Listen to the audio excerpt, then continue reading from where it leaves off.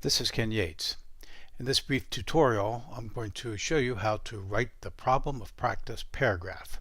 Sometimes we shorten this to just the problem paragraph. The problem paragraph helps you to organize your thoughts around a problem of practice in educational settings, whether it be formal educational settings such as schools, or in educational settings within organizations, nonprofit, military, business organizations.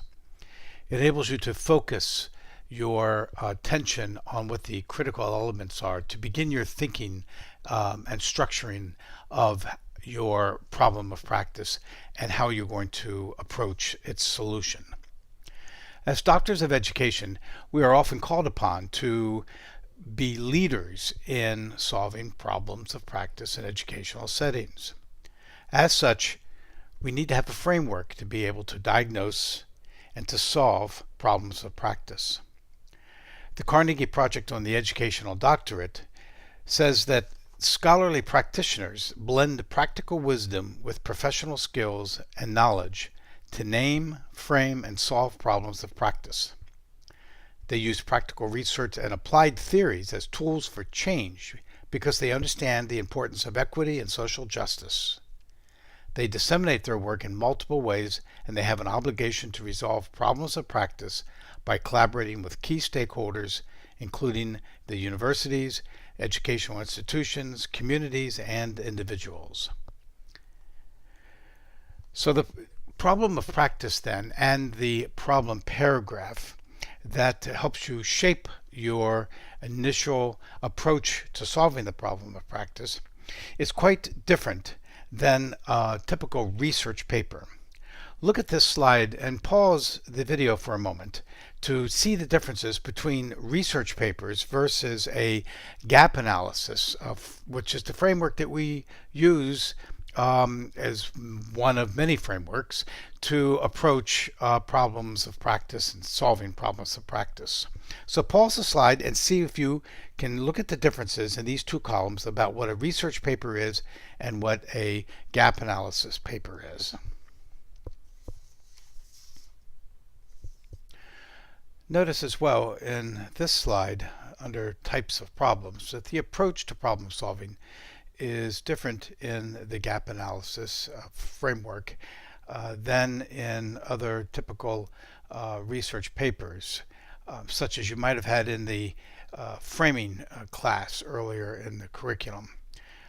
In the framing class, you approach the problem starting with broad, large-scale problems in education, whereas in the gap analysis, we start with a specific organizational problem. It's a specific context-based problem that pertains to organizational performance.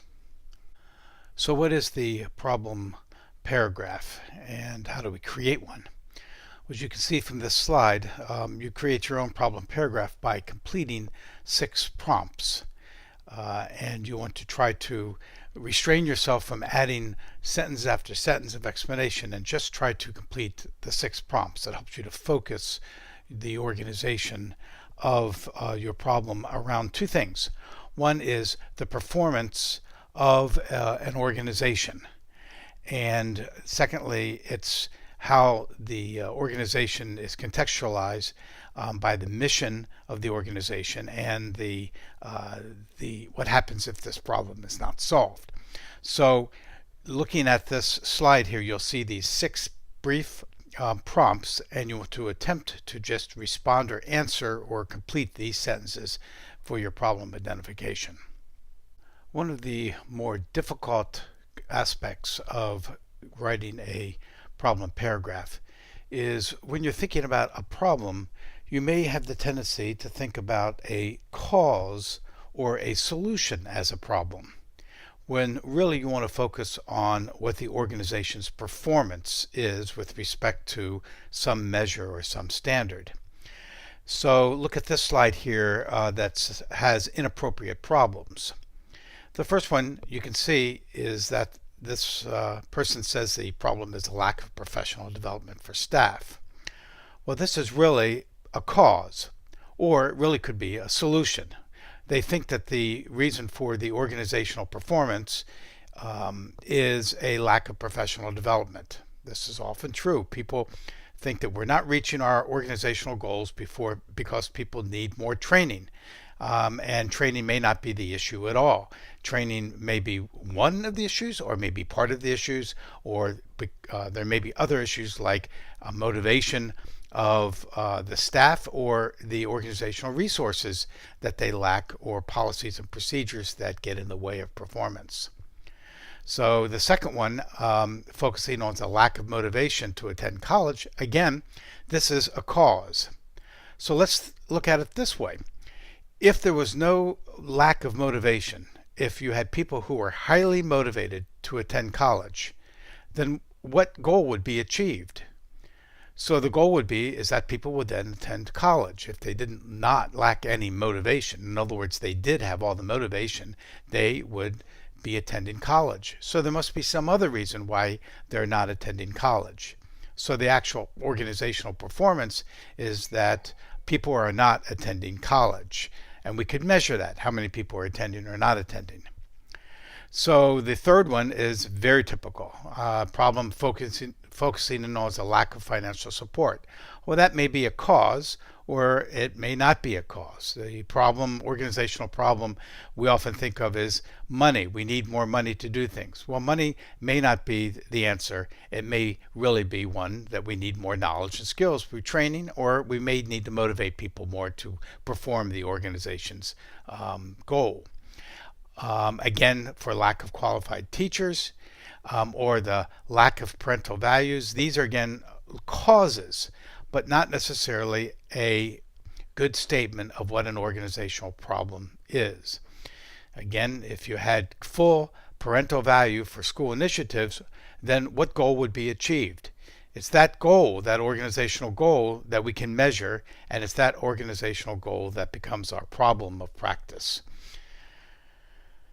So, once again, inappropriate problems tend to focus on causes or solutions. And what you want to do is to think about beyond the cause or the solution, and think about what the organizational goal that would be achieved, and why is it not being achieved. Well, we can measure that it's not being achieved, and then the gap analysis seeks to identify the causes in the gap analysis framework. But we start with organizational performance. So once you have a first draft of your problem paragraph, let's go back and look at it with these 5 tests of a problem and problem identification. The first one, is it mission or goal related? Does it impede the organization from achieving something? So again, this is a organizational performance problem that we are focusing in on, and you should be able to answer this question, that it actually does impede this problem, impedes the organization from achieving its organizational goal. Is it significant? What does that mean? So sometimes people will say, well, people need to know, or the organizational problem is that people are not tech savvy. Well, being tech savvy has a wide meaning to it, and it may mean that people do not know how to use their computers that they've been issued, and actually that may be a problem, but is it really significant? What if that problem were solved? Then is the organization's mission being fulfilled? Is the organizational goal being fulfilled? So technology is a means to an end. Maybe technology is useful, and it may be actually necessary, but it's the organizational goal that's being impeded by people not being tech savvy, for example. Can it be substantiated or measured? So is this performance problem of the organization measurable? Can you actually collect data and say, yes, we are failing to meet the organization's goal by this amount, this percentage? So that's very important. And then you know it's a goal when it's can be substantiated. The problem can be actually measured. Is it manageable in scope? This is often a tricky one for people to work on, because most people tend to start off too wide, too broad in identifying organizational problems. So for example, if it's the school is not meeting its annual performance growth rates, or the organization is not meeting its growth rates in terms of its annual growth in revenue or something. Um, well, this may be a great problem for after you receive your doctorate and get a wonderful consulting gig to work with a organization to solve its much larger problem, but it's probably not manageable for a gap analysis paper, a school paper, or sometimes even a dissertation. So the manageable scope of a problem in school may be a particular performance at a grade level. It may be that third grade students are not reading at grade level. It's very important that they enter the fourth grade reading at fourth grade level after they finish the third grade. So third grade reading is a manageable scope to be looking at. Again, if it's a large corporation, it may be that a particular department is not meeting their goals with respect to the performance of that department, and that affects the organization's goal as well. So, and then the last one, does it focus on underlying issues and or causes and not symptoms? This again, with the previous slide, we want to not look at what may be a problem that we think that is actually really a solution. So if we just have more money, this problem goes away. No, that's not really opening up the examination of the organizational performance for underlying issues or causes. So we don't want to just look at symptoms like lack of money or lack of parental value or a lack of motivation, and all those in the previous slide tend to become symptoms of the problem and not necessarily the underlying causes. So again, we want to focus on the organizational performance, and so we can examine what the underlying causes are for the lack of the organization achieving its goals. In the slide deck that accompanies this brief video, there are several examples of problem paragraphs. Review these examples and apply the test that we just applied, the 5 tests of a problem, and see if they pass the test. I think you will see that actually they do pass the test. They focus on an organizational problem. They are manageable in scope, yet it's a significant problem, and it focuses on the achievement of a organization, something that's preventing it from achieving its ultimate goal or mission. After you've reviewed these examples and applied the 5 tests of a problem, then write your own problem paragraph and submit it for feedback. Thank you.